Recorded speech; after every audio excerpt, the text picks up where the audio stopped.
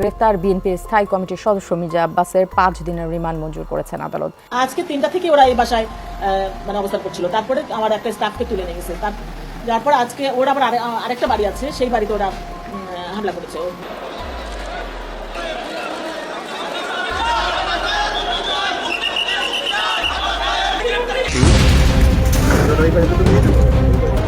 র্যাবের মধ্যরাতের অভিযানে বিএনপি কর্মীর বাড়ি থেকে 11টি বন্দুক ও বিপুল পরিমাণ অস্ত্রভান্ডার উদ্ধার করেছে র্যাব। গত রাত 3টা থেকে জাতীয় সংসদ নির্বাচনকে সামনে রেখে এলাকায় স্থিতিশীলতা রক্ষার ব্যাপারে আমরা বদ্ধপরিকর। পরিশেষে বাংলাদেশ সেনাবাহিনী আইন শৃঙ্খলা রক্ষা এবং জনগণের নিরাপত্তা নিশ্চিতে সর্বদা প্রস্তুত। প্রয়োজনে ভবিষ্যতেও এ ধরনের অভিযান অব্যাহত থাকবে।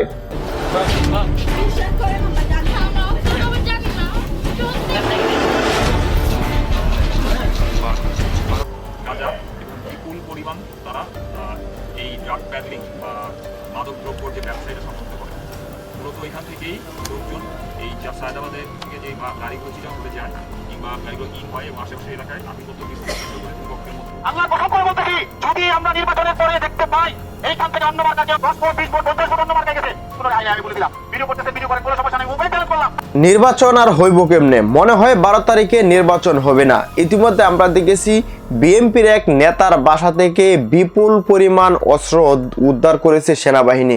অন্যদিকে আরও একটি ভিডিওতে আমরা দেখেছি যে সাবেক ছাত্রদল সভাপতি না ছাত্রদল নেতা, তার বাসা থেকে কিন্তু বিপুল পরিমাণ অস্ত্র ধরা পড়েছে। গতকালকে আমরা দেখেছি একটি দোকান থেকে ব্যালটে সিল মারার যে সিল ইটা থাকে ওইটা কিন্তু তারা অবৈধভাবে বানাতে চেয়েছিল, সেখানে কিন্তু পুলিশের অভিযানে সেগুলা গ্রেপ্তার করা হয়েছে। অন্যদিকে তারা অনেকেই দাবি করতেছে যে আগামী 7 তারিখের পরে বিএনপি নাকি নির্বাচন বর্জন করবে, নির্বাচন থেকে সরে আসবে। তো আগামী 12 ফেব্রুয়ারি আসলে কি নির্বাচন হবে, এটা কিন্তু অনেকের মনে বিশ্বাস হচ্ছে না। তো চলুন দর্শক, আজকের এই ভিডিওতে আমরা কিছু ভিডিও দেখে আসবো, সেখানে বিএনপি এবং জামাত সকল ধরনের অপকর্ম কিছু এই ভিডিওতে তুলে ধরবো। তো চলুন বিস্তারিত আজকের এই ভিডিওটি দেখে আসি। র্যাবের মধ্যরাতের অভিযানে বিএনপি কর্মীর বাড়ি থেকে 11টি বন্দুক ও বিপুল পরিমাণ অস্ত্রভান্ডার উদ্ধার করেছে র্যাব। গতরাত 3টা থেকে চট্টগ্রামের রাউজানের নোয়াপাড়া এলাকার ওই বাড়িটি ঘেরাও করে অভিযান চালায় র্যাব সদস্যরা। এ সময় বাড়ির আঙ্গিনা, আলমারি ও পুকুর পাড় থেকে 11টি বন্দুক, 27টি দেশি অস্ত্র, 8টি ক্রিকেট স্ট্যাম্প ও 15টি কার্তুজ, গাঁজা ও বিদেশি মদ উদ্ধার করা হয়। বাড়িটি বিএনপি কর্মী মোহাম্মদ কামালের। তিনি সাবেক ইউনিয়ন পরিষদ চেয়ারম্যান খায়েজ আহমেদের ছেলে এবং পদ স্থগিত হওয়া বিএনপির কেন্দ্রীয় ভাইস চেয়ারম্যান গিয়াস উদ্দিন কাদের চৌধুরীর ঘনিষ্ঠ অনুসারী। অভিযানে কামাল সহ তার চাচাতো ভাই সোহেল ও পরিবারের এক কিশোর সদস্যকে গ্রেপ্তার করা হয়েছে। বিগত 1 বছরের বেশি সময় যাবৎ রাউজান এলাকাটা বেশ সংঘাতপূর্ণ ছিল। তো এর ভিত্তিতে আমরা রাউজানে প্রায়শই অভিযান পরিচালনা করেছি। তবে আজকে বেশি সংখ্যক অস্ত্র এবং অন্যান্য দেশীয় ছুরি, চাকু, রামদা এই ধরনের জিনিসপত্র আমরা ধরতে পেরেছি। আইনশৃঙ্খলা বাহিনীর সূত্র জানায়, গ্রেপ্তার কামালের বিরুদ্ধে মারামারি ও চাঁদাবাজির 3টি মামলা রয়েছে। তিনি গত 5 আগস্টের পর থেকে বিএনপির রাজনীতিতে সক্রিয় হন।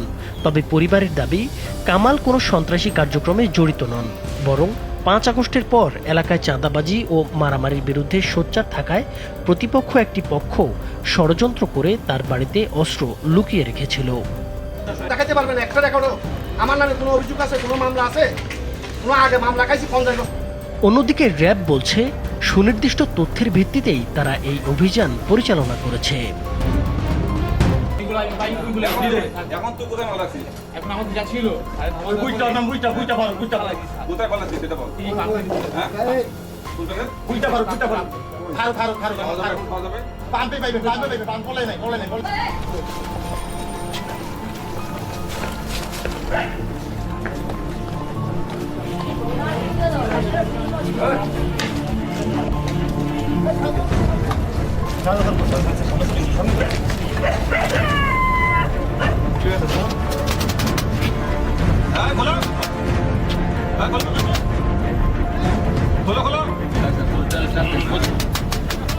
কোথায় যাচ্ছে মাল তো কাইছে খোলো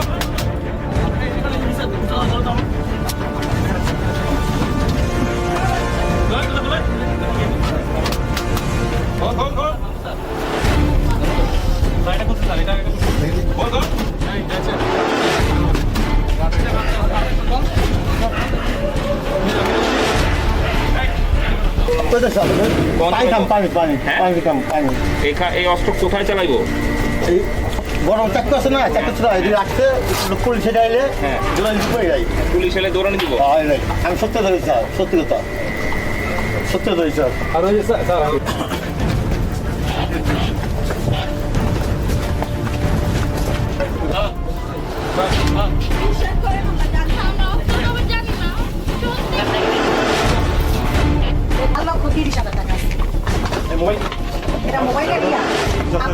এখন আছে না না ওদের কাছে ওই খেয়াল রেখেছে যে এটা এই যে এই টাকা দিয়ে